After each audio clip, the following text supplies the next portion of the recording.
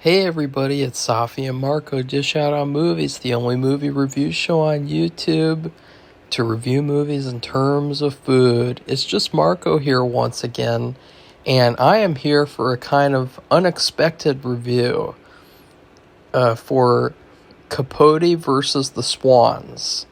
This is the second season of the show by Ryan Murphy called Feud, and I have not seen the first season actually.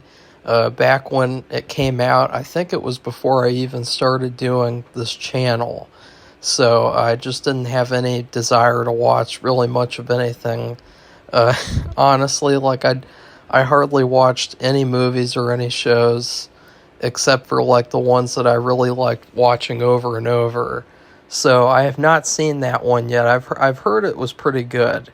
But this season actually, I just learned about it a couple of weeks ago because I kept seeing advertisements for the show, but I didn't. I guess I wasn't paying very much attention because I would have been more interested in watching it sooner.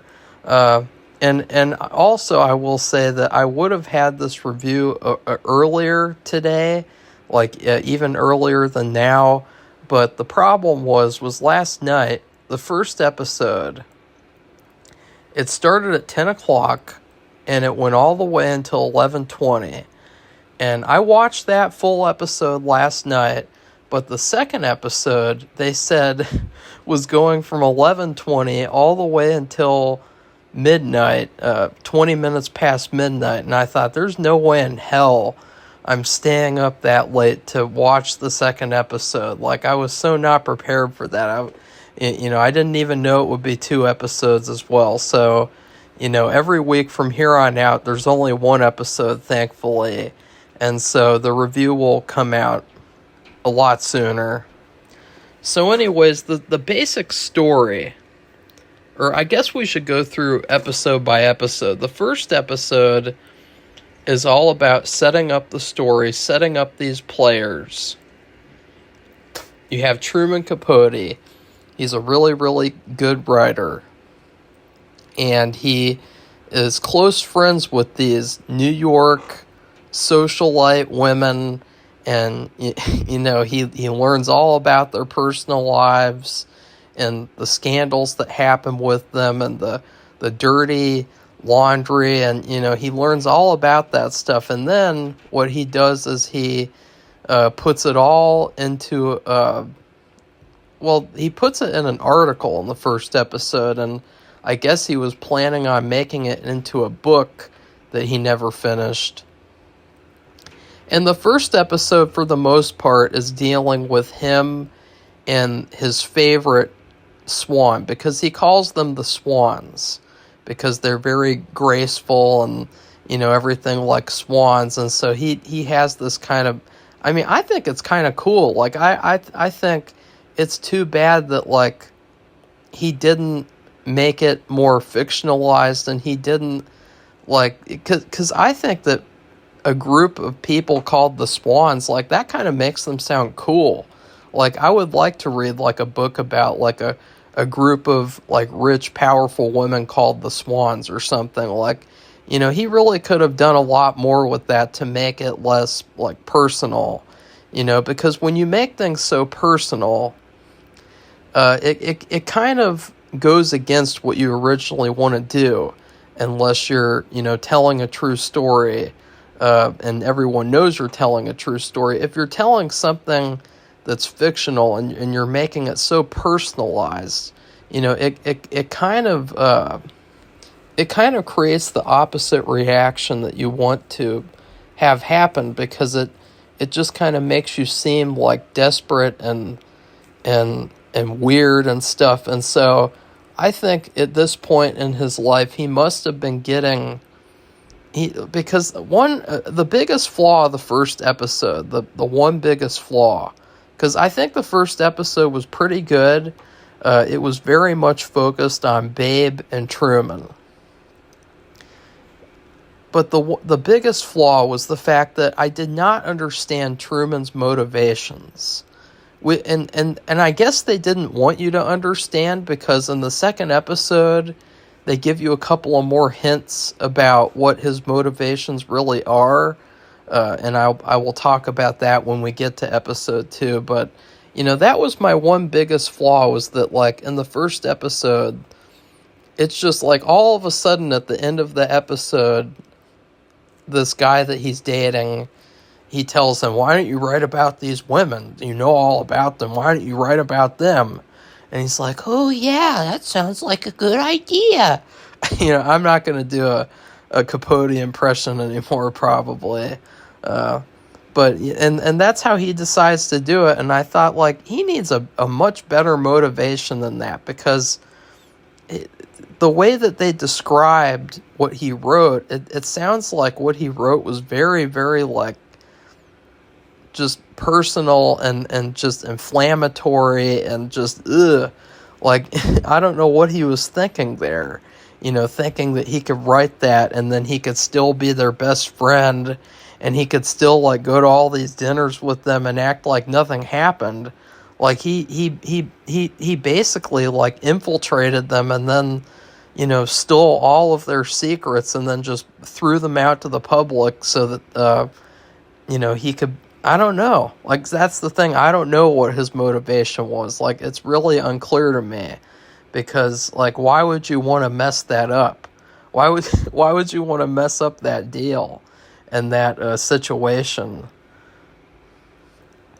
Like, I'm not going to say anything more, but, and at the same time, too, I think another thing is that both of these people were using each other, and I don't think that that's really emphasized a lot in the first 2 episodes. There's a couple of little hints here and there, because at one point, Babe calls him, I think she calls him a gay court jester, and I was like, yeah, that's exactly what he is. And so you just admitted that, all you guys are using him too.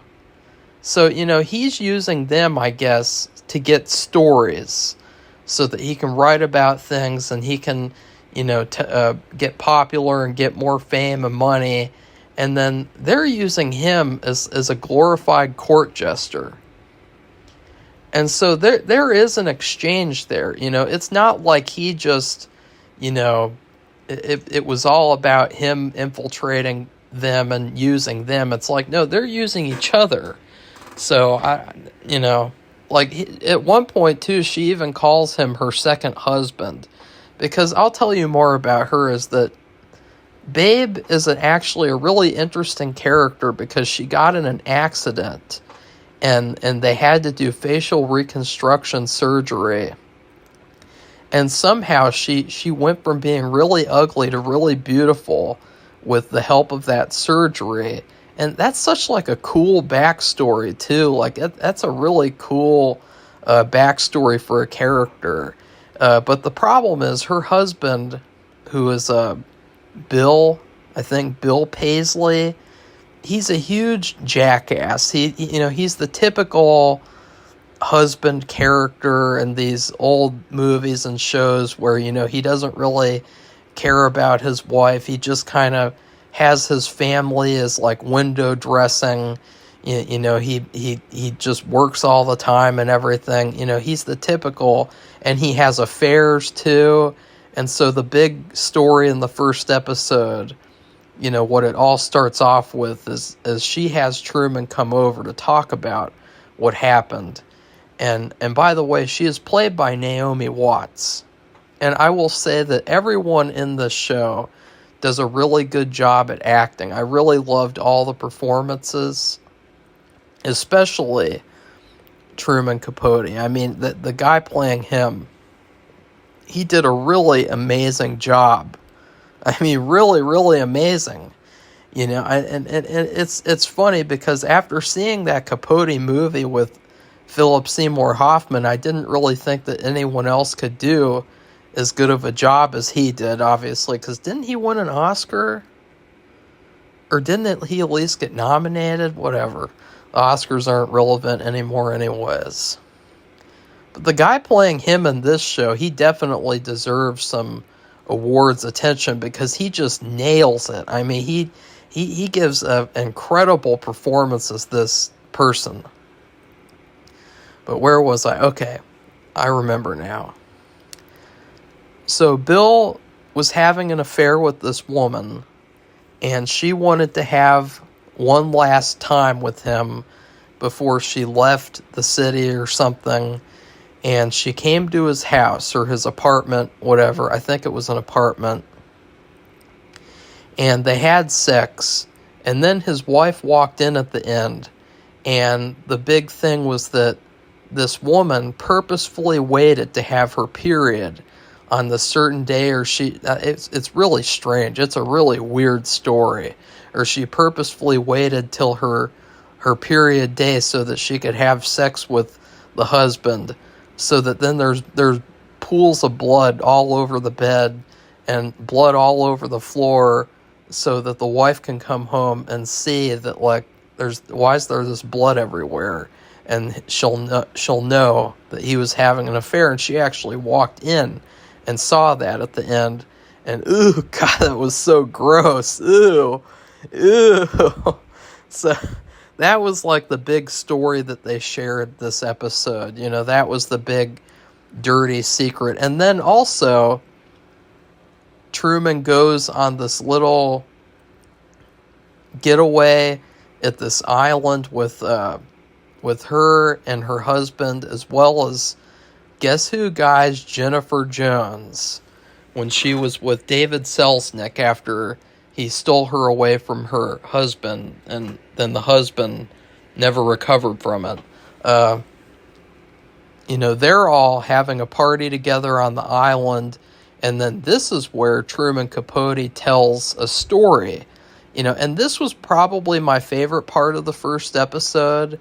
He tells this true crime story about Ann Woodward supposedly killing her husband. And the whole thing, like, reminded me of In Cold Blood, of course. And so I really enjoyed that part. I thought that was definitely the highlight of the episode, And he did a really good job with that whole story scene.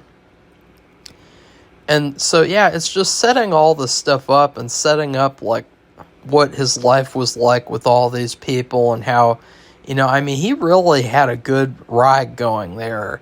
He got gifts, but not too many gifts, which is what he says in the second episode. Like, you can't accept too many gifts or else they'll own you. And he's got all these dinners that he goes to, and, he's got infinite alcohol and infinite whatever the fuck he wants, basically. It's pretty amazing. But then all of a sudden, at the end, he gets this boyfriend, and the boyfriend character, he's probably the worst character on the show. And he's supposed to be, I think, because he's very unlikable. He's very just, he used to be married, and he had children, and then he left his wife for Truman. And he is the one who suggests to Truman that he should write... Or wait a second, was that him? Wait a second. Okay, well, there was also this thing where Truman got, like, a manager or something. And he suggested, but I don't know, was that the same guy? Because I genuinely don't know. Like, those two guys, they look a lot alike. They're tall. They got, like, this certain type of hair, like this short haircut, and they both got glasses, I believe, and they both kind of have the same thin, like, facial structure. Like, was that the same guy? I don't even know. Like, I was tired last night too. Like, come on. Shit. That's a really important detail. Who tells him to write the stories? Well, anyways, Truman writes the stories, and he publishes it in this little magazine article. And he includes the stories about Ann Woodward. And now this whole story with Ann, I think, was probably the weak point of the first episode, because I think that there should have been more to it. Or maybe there will be in future episodes, they'll reveal more. But they made it kind of seem like she actually did kill her husband. And they also made it seem like she was a homophobe because she called Truman a fag. And so, like, so she's like, she deserved to have, like, this article written about her. And so I really thought that was kind of questionable because the way that they told it, you could tell that this wasn't the full story. You could tell that, it wouldn't have been a good idea to share more about that specific story, because the big thing that happens after he publishes that article is that Anne kills herself. So one of these women actually kills themselves because of the writing that Truman publishes. And it's supposed to be treated like it's this very emotional and terrible moment where, like, oh no, that's terrible, no. But I was just thinking, like, she didn't they say she killed her husband? Like, did she kill her husband or did she not kill her husband? And, like, what's the story there? They could have done a better job with, like, at least showing more of her relationship with him. Or maybe they don't know. Maybe they don't know enough to really get into that because, it's hard to say because we don't know Truman's motivations for writing the stories in general. I mean, when you write and you have experiences in life and you meet people, they are a big influence on your writing. That is true.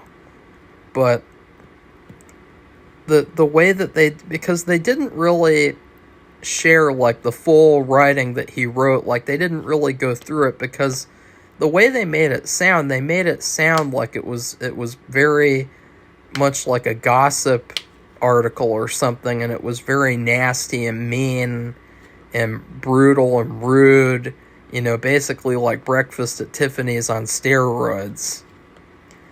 But, like, what would his motivation be for doing that? You could understand if a woman killed her husband and nobody else knew about it, you want to expose that to the public. But all those other people, like, what was the deal there? That's what I didn't get. Another issue that I had, and this wasn't really a big issue, it's just a thing where I say, like, it was a little bit hard to understand, was all the time jumping. They start the show off and it's in the 80s, I think it's right before he dies. And he's standing at a pond and he's watching real swans, I believe. And, he's just standing there and, and then they show him in the 80s again. But then there was this one time later in the episode where, surprise, surprise, Gino from American Horror Story New York shows up. And he's visiting with Truman in a hotel room. And I was really confused about when that took place. I thought it was in the 80s as well. And I thought that they were just jumping in time back and forth and back and forth. But they weren't. And then, like, they were jumping around in time a lot. And I don't know if it was confusing for anyone else. At certain times they did indicate when it was, like 1968, 1978, whatever. But other times I just really felt, like, frustrated and thinking, like, wait a second, did that happen in the future or the past? Like, when did that happen? So that was kind of frustrating, but it wasn't too big of a deal, especially in the first episode. It was more so the second episode where, in the second episode, I was thinking, like, oh shit, like, the last episode, like, I was totally mixed up about when things were happening and such, and so that was all kind of confusing to me. But I will also say that this morning I saw that there was a director's cut of episode 1, and it's an hour and 30 minutes, so that's 30 more minutes that's added on to the first episode. And I wonder if maybe if I watched the extra 30 minutes that it would fix the problems that I had with the first episode.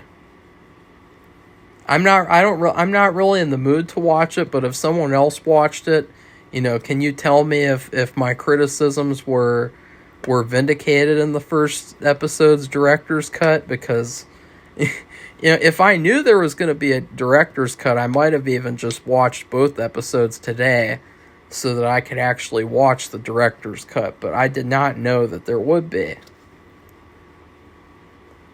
And also, I will say that these episodes were both directed by Gus Van Sant, and he did a very good job. And so the first episode, I will give a B+. Those are the issues that I had and the things that I liked. I love the acting. I love the way the show was made. I thought it was very, very entertaining. And then the second episode is called Ice Water in Their Veins. This episode goes into a little bit more details about the other socialites as well as Babe and them forming this alliance against Truman. So now they're at a point where, how are they fighting Truman, guys?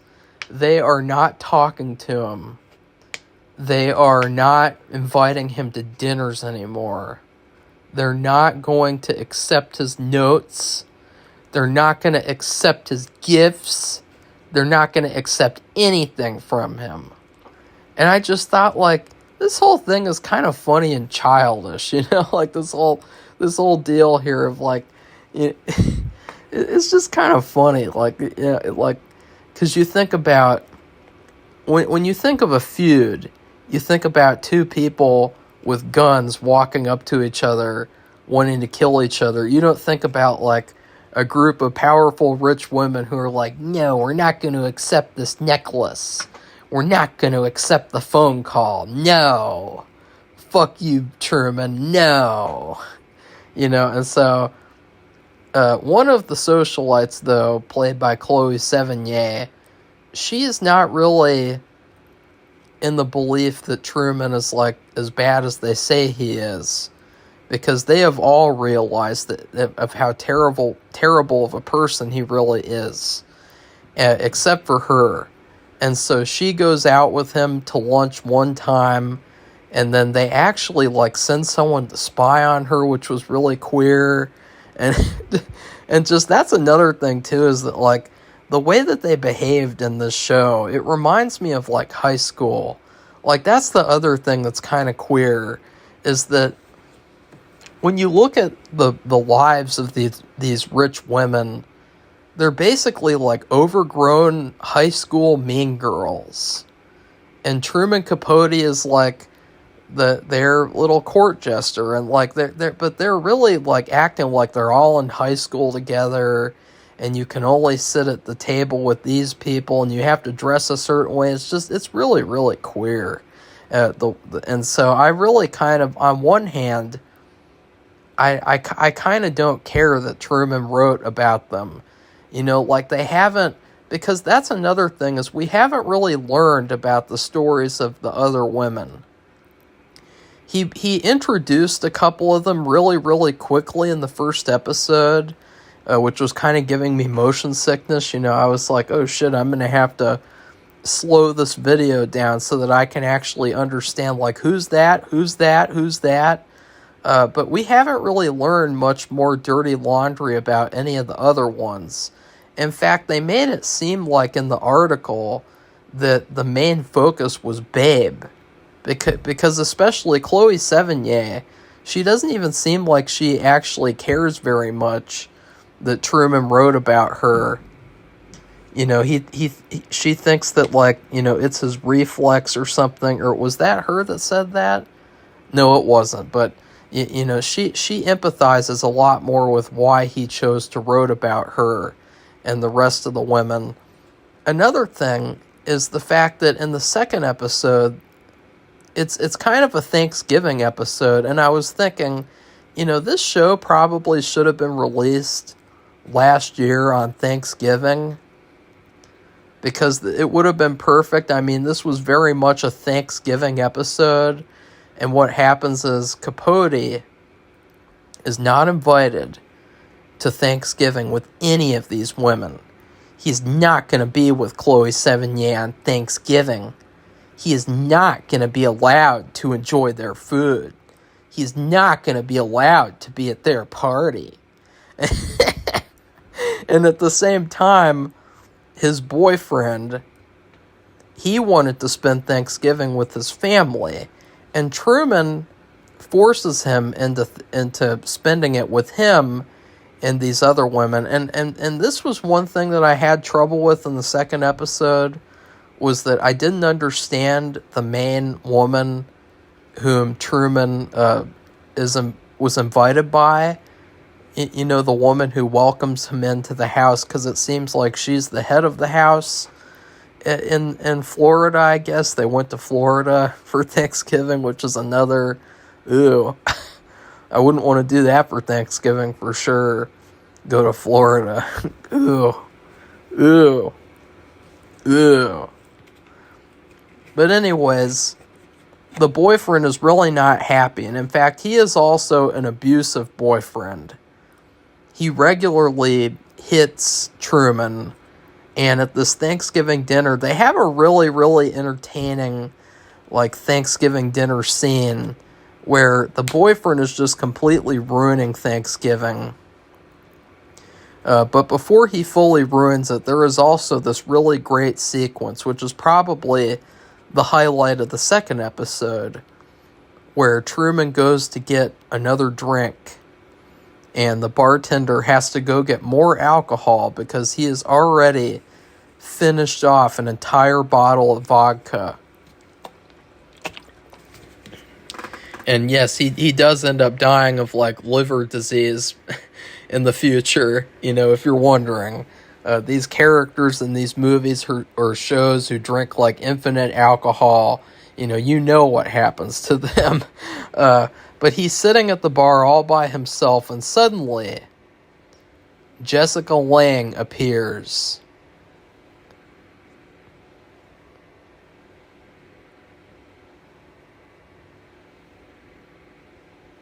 And Jessica Lange is Truman Capote's mother. And this sequence just blew my mind because it was so good and it was so surprising that Jessica Lange would be on this show. And it was really, really the best part of both episodes, I think. And she kind of gives a little bit more motivation to why he wrote, because apparently she really wanted to be one of those swans. She really wanted to be accepted into their world, and she never was accepted with them. She tried, and it's just like in high school with these mean girls where, you have the one girl who really wants to be popular, and she won't be let in by these snooty, bitchy little mean girls. And so you can kind of see, like, oh, maybe that was his motivation. Maybe he really resented those types of people in general for what they did to his mother. And maybe, like, did his mother kill herself? Like, we don't know yet. And I'm not going to look it up because that would be spoiling the show, obviously.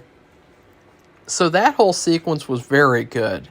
It was just him and Jessica Lange, and I was like, yes, this episode is automatically an A+ for sure. So the grade I give for episode 2 is A fucking plus. And then what happens is the boyfriend, he is so upset he is at this Thanksgiving dinner, and I was like, why would you be upset? Like, this seems like a good party. And you're the stick in the mud. You're the wet blanket. You're the fucking turd in the punch bowl. You fuck. And so then he gets really upset at Truman, and Truman starts making personal digs at him. And Truman is not the greatest guy as well, I will say. Like, from what they show. And so then the boyfriend actually starts beating up Truman, and then apparently when Truman gets home from Florida, the boyfriend puts him in the hospital. So that's how abusive he is to Truman. And so, yeah, that's another thing that happens. And still, even when that happens, Babe, the head swan, will not come to visit him and will not speak to him. and she will not allow him to invade her space. She will not allow him to hear her words. She will not allow him to be in her presence. And also, at the same time, in the second episode, they reveal that Babe has cancer, and so she's dealing with that as well. And the whole time I was thinking that in the first episode, Truman advised her to stay with her husband because she really wanted to divorce him. But it was actually good for her to stay with her husband dealing with her disease, because then her husband can pay for all the treatment and stuff. So he actually kind of helped her out with that. But the second episode, again, I would give it an A+. There were a couple of things that I was confused about. One of the main things was the scene where Truman went to the bathhouse. And this was where he met with his boyfriend or something. Like, it was very confusing to me. I thought it was a scene in the future where it was just showing how sad he was and showing how badly his life has gotten. And, you know, he's at this bathhouse having sex with random men. You know, hopefully Dahmer doesn't show up. But apparently that was in the past. So I was really, really confused by that. And then also the hotel room scene with Gino. And I will say, too, Gino did a good job. Gino from American Horror New York, he was not over the top, yelling, screaming, saying that you brought shame into this house. This house smells of shame, or whatever the fuck he said in New York City. He did a great job being very restrained. And he must have had some sort of a note or some sort of like someone like telling him you are way too over the top in American Horror Story, because in this he is exactly the opposite. He is basically like Gino, but he has been drugged into being normal. Like they were like, okay, little baby, take the bite of the whatever, and then he bit it and he was like, oh shit, this is drugged, isn't it? And then all of a sudden he's like, I'm Gino. Oh yeah, I'm a normal guy too. Truman Capote is just a really sad guy. Yeah, he's just really sad. Instead of being like, this house is filled with shame. That's what he was like in American Horror Story.